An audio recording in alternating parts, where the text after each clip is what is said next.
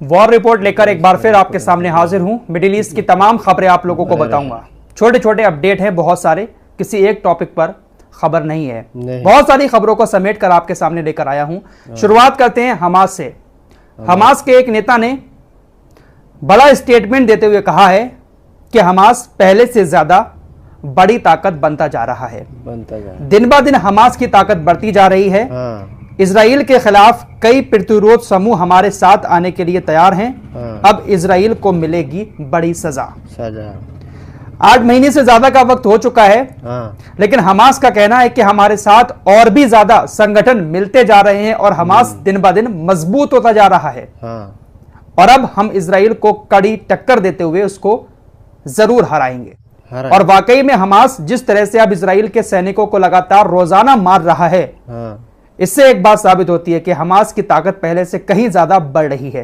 आपको एक बार फिर से यहां पर बताना चाहूंगा, पहले भी मैं इस टॉपिक पर बात कर चुका हूं कि गाजा के अंदर इजराइल जितने ज्यादा लोगों को मारेगा, हमास उतना ही ज्यादा ताकतवर होता जाएगा। क्योंकि जो नौजवान इस वक्त गाजा के अंदर मौजूद है, जिनकी आंखों के सामने उनके मां बाप को, उनके बच्चों को मार दिया गया, वो लोग अब इजराइल से बदला लेने के लिए हमास के साथ जुड़ रहे हैं। इसीलिए हमास के नेता ने कहा है कि हम दिन ब दिन मजबूत होते जा रहे हैं। अमेरिका की एक वेबसाइट है जिसका नाम है बिजनेस इनसाइडर। इस वेबसाइट ने लिखा कि हमें अब यह बात एक्सेप्ट करनी होगी कि यमन के लोग ताकतवर दुश्मन हैं और उनसे मुकाबला करना अमेरिका के लिए एक भारी कीमत चुकाएगा। और वाकई में अमेरिका एक बहुत भारी कीमत चुका भी रहा है। बहुत बड़ा नुकसान अमेरिका का लाल सागर में हो चुका है। दोस्तों, सोशल मीडिया पर कुछ तस्वीरें सामने आई हैं और दावा किया जा रहा है कि ये सारी तस्वीरें जो हैं वो इजराइल के अंदर जो भारतीय श्रमिक यानी मजदूर काम कर रहे हैं उनके द्वारा ली गई हैं। हिजबुल्लाह ने जब इजराइल के सैन्य ठिकानों में से एक पर बाहरी इलाके में बुरकान रॉकेटों के साथ हमला किया था तो उसको भारतीय मजदूरों ने कैप्चर कर लिया। हिजबुल्लाह का दावा है कि हमारे हमले सटीक थे, लेकिन इजराइल ने कहा कि हमारा कोई नुकसान नहीं हुआ है। लेकिन ये जो तस्वीरें हैं, इसको कहा जा रहा है कि भारतीय मजदूरों ने अपने कैमरे में कैद की हैं, जो इजराइल के उस बॉर्डर पर काम कर रहे थे। दोस्तों, अमेरिका के राष्ट्रपति जो बाइडेन की तरफ से रोजाना सीज फायर के प्रस्ताव को लेकर बातें की जा रही हैं। कहा जा रहा है कि सीज फायर हो जाए तो ज्यादा अच्छा है। हमास को भी मान जाना चाहिए, इजराइल को भी मान जाना चाहिए। लेकिन दूसरी तरफ हथियारों की भी डील हो रही है। जो बाइडेन ने इजराइल को हथियारों के एक नए शिपमेंट का आदेश दे दिया है। नेतन्याहू ने कहा कि अमेरिका का हमारे पास अनलिमिटेड सपोर्ट है। तो ये सब दिखावा हो रहा है, जो प्रस्ताव लिए लिए अमेरिका इधर उधर फिर रहा है। दोस्तों, हाल ही में इजराइल के कई सारे बड़े बड़े महंगे और ताकतवर ड्रोन या तो मारे गए हैं या इजराइल ने कहा है कि वो दुर्घटनाग्रस्त हो गए। अरे, दुर्घटना का शिकार क्या होते हैं? कोई ना कोई मिसाइल या रॉकेट टकराता है तभी तो फटते हैं। सीरिया के अंदर भी इजरायली स्काई राइडर टोही ड्रोन कुनित्रा शहर में दुर्घटनाग्रस्त हो गया। ड्रोन के डैमेज होने की, दुर्घटनाग्रस्त होने की जानकारी इजराइल की तरफ से दी गई है। यकीनन इस पर भी कोई ना कोई रॉकेट टकराया होगा। सऊदी अरब के क्राउन प्रिंस मोहम्मद बिन सलमान को गाजा के लोगों की फिक्र हुई। मोहम्मद बिन सलमान ने इंटरनेशनल कम्युनिटी से कहा कि वो गाजा की सुरक्षा के लिए आगे आकर कार्रवाई करें। किस तरह की कार्रवाई करेंगे, किसके ऊपर करेंगे? ये नेता लोग जो बड़े बड़े भाषण देते हैं, पहले इन लोगों को खुद आगे आकर एग्जाम्पल सेट करना चाहिए, कुछ करना चाहिए, उसके बाद ही दूसरों को ज्ञान देना चाहिए। दोस्तों, बड़ी खबर आ रही है कि इजराइल की जो युद्ध कैबिनेट है वो भंग होने वाली है। हमास जिस तरह से अब गाजा के अंदर कार्रवाई कर रहा है इजरायली सैनिकों पर, इजरायली युद्ध कैबिनेट के 6 सदस्यों ने युद्ध कैबिनेट को भंग करने का ऐलान कर दिया है। युद्ध कैबिनेट इजराइल की बिखर चुकी है। इसी बात को लेकर हमास के पॉलिटिकल ब्यूरो के मेंबर इज्जत अल रिश्क ने कहा, कसाम ब्रिगेड के नेतृत्व में प्रतिरोध कब्जा युद्ध परिषद को नष्ट कर देता है, जिसे प्रतिरोध को खत्म करने के लिए 8 महीने पहले बनाया गया था। हमास ने कहा कि हमने उस युद्ध कैबिनेट को तोड़ दिया, खत्म कर दिया, जिसको हमास को खत्म करने के लिए 8 महीने पहले बनाया गया था।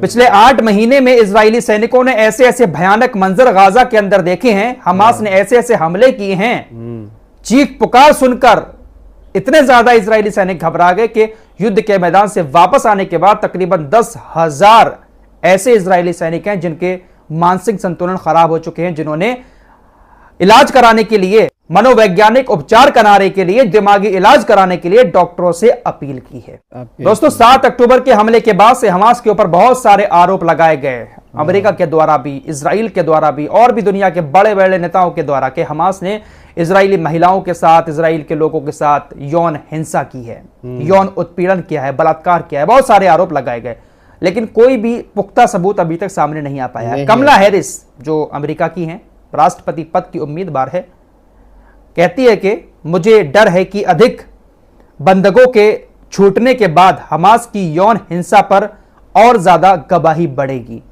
यानी इसका कहना है कि जब हमास के कब्जे से और ज्यादा इजराइल के बंधक छोड़कर आएंगे तो वो और ज्यादा हमास के खिलाफ इस बात की गवाही देंगे कि हमास ने हमारे साथ यौन उत्पीड़न किया है। जिन लोगों ने हमास की कैद से वापस आकर हमास की तारीफ कर दी, उनको ऐसे ऐसे ताने दिए जा रहे हैं इजराइल के अंदर। आपको बता चुका हूं, रिपोर्ट सामने आई है। और अब भी जो लोग छोड़कर आए हैं मेडिकल चेकअप होने के बाद, उनको घर वापस भेज दिया गया। किसी को किसी तरह की कोई दिक्कत नहीं है। नहीं। लेकिन भाई साहब आतंकवादी हैं हमास के लोग, आतंकवादी, याद रखना भैया। अमेरिका और इजराइल ने उनको आतंकवादी कह दिया है तो दुनिया उनको आतंकवादी कहने लगी है। क्या बात है भाई, वो तो आतंकवादी हैं, लेकिन इजराइल ने क्या किया है? दुनिया में आज तक कोई भी ऐसा युद्ध नहीं हुआ है जिसमें किसी देश का 80% हिस्सा पूरी तरह से खत्म हो गया हो। किसी देश की 100% आबादी अपने अपने घरों को छोड़कर दूसरी जगहों पर जाकर रहने लगी हो। किसी देश में आज तक किसी भी युद्ध में 50% से ज्यादा बच्चों की मौत नहीं हुई है। इसको क्या कहा जाएगा? क्या इसको इजराइल का सेल्फ डिफेंस कहा जाएगा? इजराइल ने कल फिर रफा के अंदर खाने के ट्रकों के इंतजार में खड़े हुए लोगों पर हमला किया, जिसमें 8 फिलिस्तीनियों की मौत हो गई। उधर यूक्रेन और रशिया की बात करें तो स्विट्जरलैंड में शांति शिखर सम्मेलन चल रहा है। बड़े बड़े देश दुनिया के सभी उसमें शामिल हैं, लेकिन रूस को उसमें शामिल नहीं किया गया है यूक्रेन के कहने पर। कई सारे देशों ने इस बात की आपत्ति जताई है, जिसमें से एक सऊदी अरब भी है। भारत का नाम भी सामने आया था। तकरीबन 8 देशों ने इस बात पर आपत्ति जताई कि आखिर रूस को इसमें शामिल क्यों नहीं किया जा रहा है। सऊदी अरब के विदेश मंत्री ने कहा कि यह एक जोकर शो है और रूस के बिना इसका कोई मतलब नहीं है।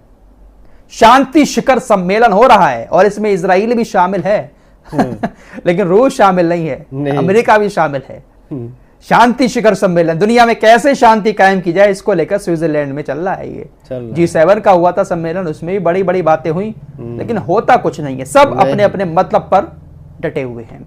दोस्तों इजरायली मीडिया लगातार इस बात की चर्चा कर रहा है कि हिजबुल्लाह के जो ड्रोन है वो हिजबुल्लाह की मिसाइलों और रॉकेटों से कहीं ज्यादा ताकतवर हैं। हमला करके वापस चले जाते हैं और उनको कोई डिटेक्ट भी नहीं कर पाता है, मार भी नहीं पाता है।